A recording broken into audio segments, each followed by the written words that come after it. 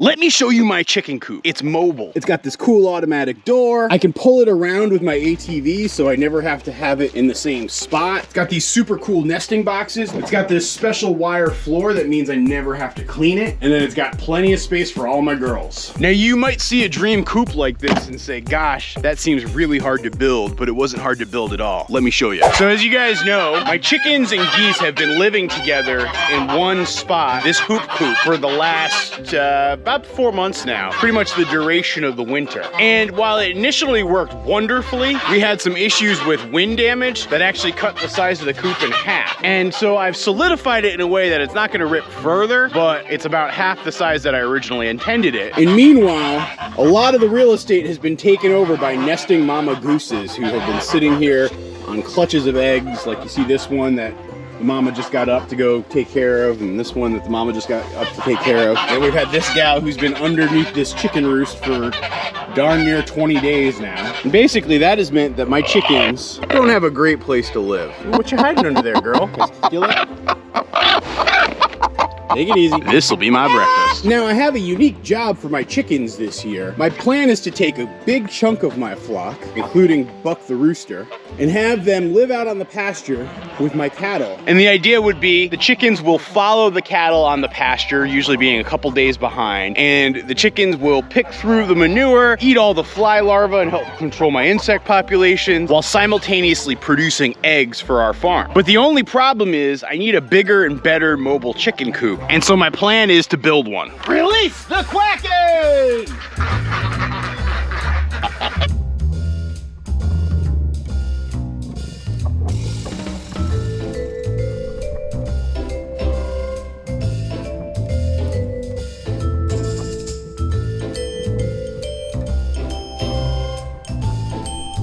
Are you building a nest underneath there, girl? Oh yeah, I can see the eggs. Geese can be so pleasant during nesting season.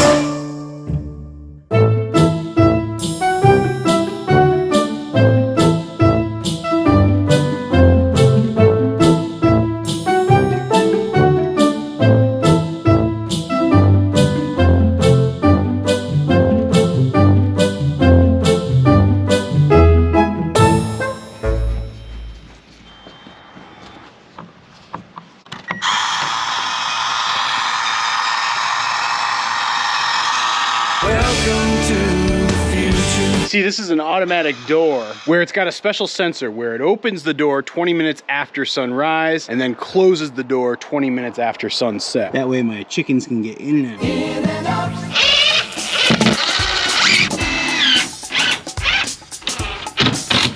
I didn't want to forget adding my good friend Owl Pacino up here. It's one of those dummy owls that cost me probably about 20 bucks at a sporting goods shop. It's the easiest and cheapest possible protection you can have for your chickens with owls. Now that this structure is done, let me give you the quick tour. So starting off with the exterior, it's a little less than 5 feet wide and about 12 feet long. The roof has a fair amount of slope to it.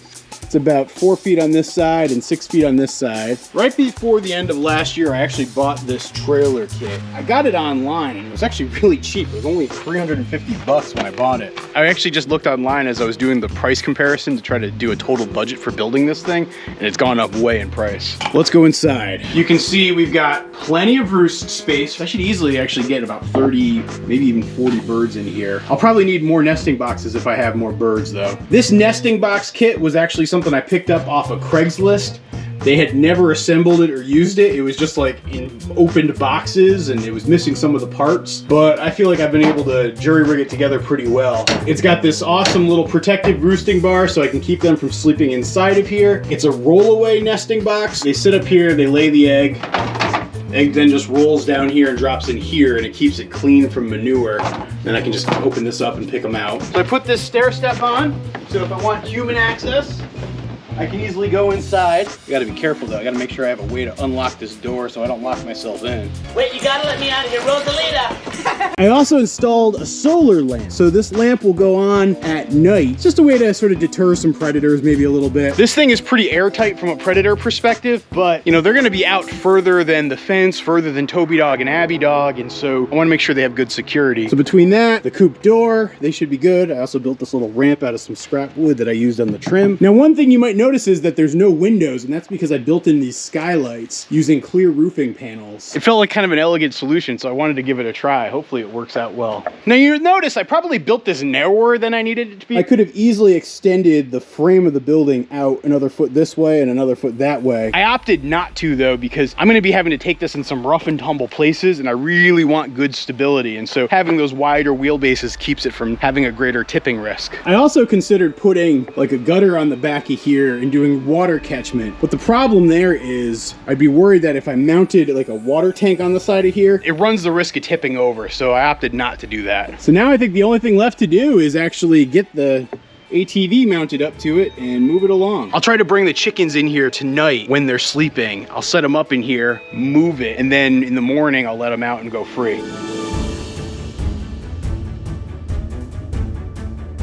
I'm not gonna lie, I'm a little bit nervous as we go on the maiden voyage here. We should do okay.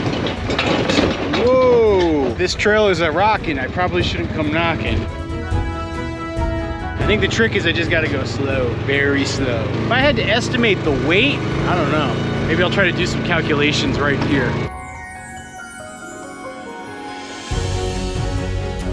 Of course, the last time I parked the tractor, it wasn't too smart because I'm blocking the gate.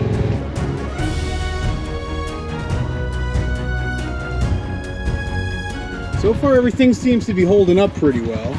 Like the first time you put a boat into water, you worry if it's seaworthy or not. Kind of the same feeling here. Now this is where I'm really glad I didn't make it too wide. I think I'm just gonna leave it here, and I'll have to carefully walk the chickens over to where I need them later tonight. I also want to be very careful with the pasture because it's still been so gosh darn muddy. All right, that's probably good right there. Not that I'm deluded enough to think that the chickens are gonna go in here tonight, but might as well set it up to give them the option if they do. Realistically, I'm just gonna have to wait until nightfall before I can get them out here. With that said, I might as well set up their fencing. You see, I'm gonna use this poultry netting to keep them from wandering back to where they're used to going. So I'll get this set up now. Hey girls, how are you doing? You excited for your new home? I wanna come home. They don't understand English. It used to be that this was how I would keep all my birds back in the day. Abby, no chasing! Abby just took some birds from down there and brought them down here. I'm pretty sure that was actually her herding instinct kicking in again, but you cannot be chasing birds. That's completely unacceptable. But yeah, I was saying, this poultry netting used to be how I'd contain all my birds before I had the big fence or Toby Dog or anything like that. And so if you're just starting out, I recommend it. It's not that great to use though on a long-term basis, at least in my opinion. So the advantages of poultry netting are that it's lightweight, it's relatively inexpensive, and it gives you pretty good animal control as well as predator protection. The downside is it's annoying to use and it easily gets tangled, and so I don't love it. But in certain circumstances, especially if you're experimenting or just starting out, it's absolutely perfect. The other really cool thing about this fencing is you can connect it to an electric wire and electrify it to keep your birds in as well as the predators out. I'll leave this opening here so that I can drive the birds in tonight. That way they wake up in the morning right where I want them. All right, Toby, now all we gotta do is wait for nightfall, huh? Yeah.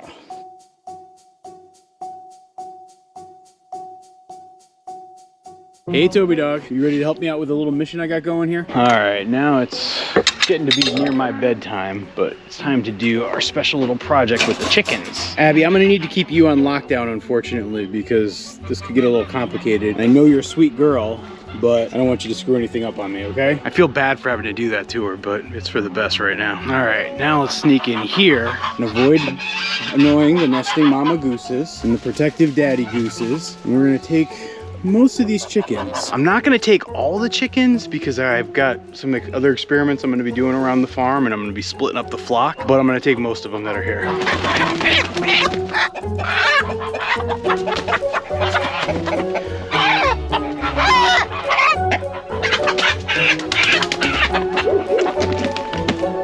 Now as I put the chickens in here, I'm gonna be clipping one of their wing for each chicken. It's totally painless for them, but it keeps them from jumping over the fence. I only do one wing because it makes it harder for them to fly. I'll just place her carefully on the roost. Yeah, it's perfect, isn't it?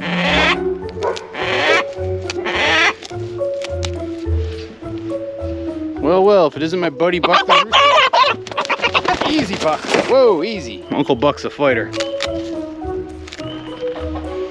So it took me 4 trips to get all the chickens loaded up inside there, but they're now all in their new coop, and so I have to now move them to the next spot. So this spot right here should do just fine. What do you think, Toby dog? Does this work good?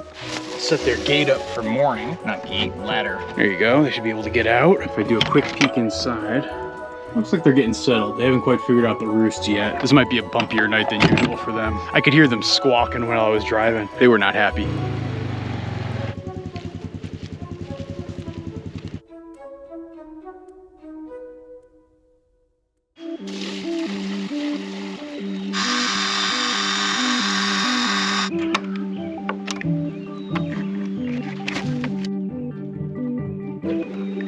So it seems like my chickens did pretty darn well overnight in their new coop. I've got a handful of them who are the early risers. And if I look inside, The remainder are just starting to get up. Everybody figured out how to use the roost. All their poop's falling through the slots so that it goes down on the pasture. And this is actually why I ended up putting these roosts in. This is what they sleep on. They don't have to have their feet on the metal floor to sleep. It's just something they use to traverse inside. but all in all, I'm very optimistic for this new coop, and I think it's gonna do well. I'm gonna be keeping it actually inside the permaculture orchard for the next, I don't know, month or two. When the cattle go up on the big pasture, I'll move the chickens up on the big pasture as well. This gives me a little bit of time to like refine some of the kinks and make sure everything's working. So for example, my solar light did not go off last night, and so I gotta figure out today why that wasn't working. But I don't know, Toby dog. What would you give this chicken coop as a score? On a scale of 1 to 10 for me. Yeah, I'd probably put it at a 7 so far. It's a pretty good build. I feel like it looks relatively visually attractive compared to what my builds used to look like. It just goes to show you, even if you suck at building things, with a little bit of practice and focus on improvement, you can get better. Because don't forget, I'm the guy who used to have to pay people to build his IKEA furniture because he was so inept that he couldn't do it himself.